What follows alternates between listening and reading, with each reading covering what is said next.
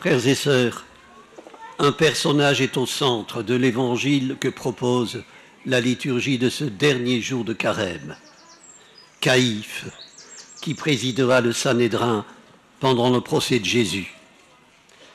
Alors que les grands prêtres et les pharisiens s'inquiètent de l'influence grandissante de celui qui venait de ressusciter Lazare, beaucoup de Juifs croient en lui, note Saint Jean.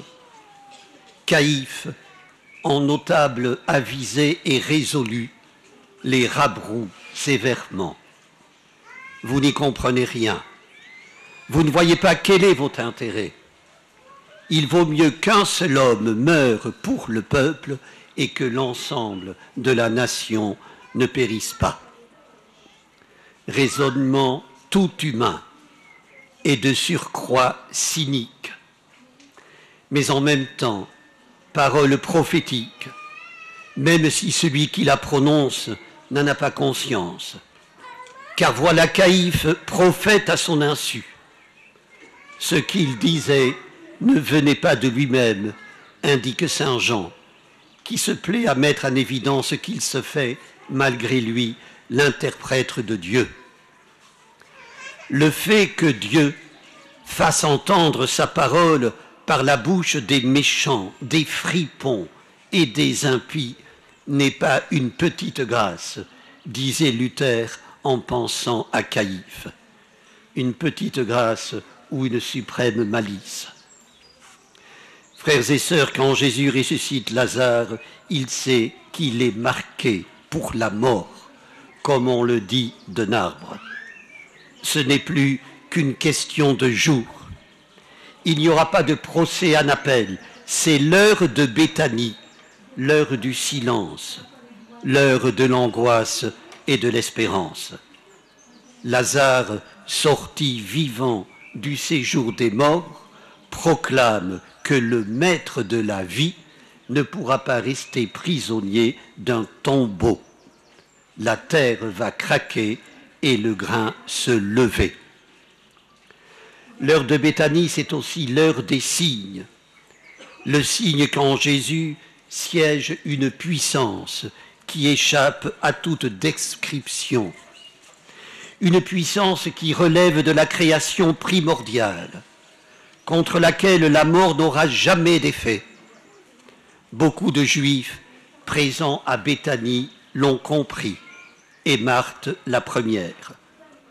Les pontifes du Sanhédrin, eux, refusent de se laisser troubler par une résurrection aux allures thaumaturgiques.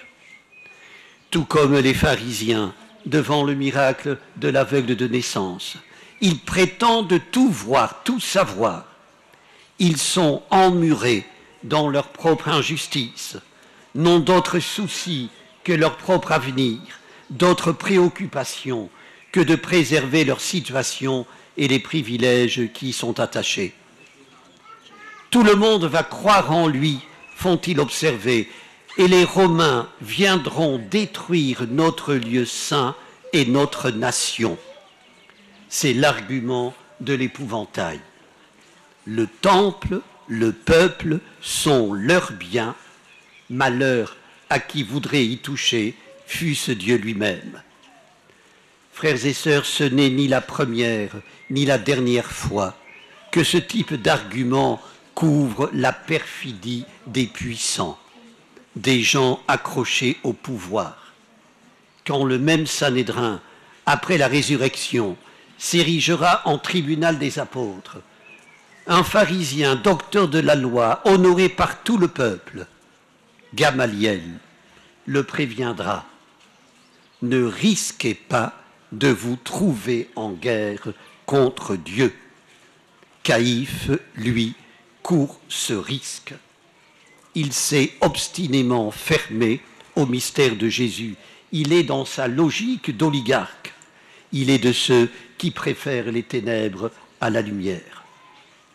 Frères et sœurs, en ces jours qui précèdent la passion et la mort de Jésus, arrêtons-nous à ce trait. Pécher, c'est se fermer à la vérité, à toute autre vérité que la sienne. Pécher, c'est refuser une parole jaillissante, inconnue.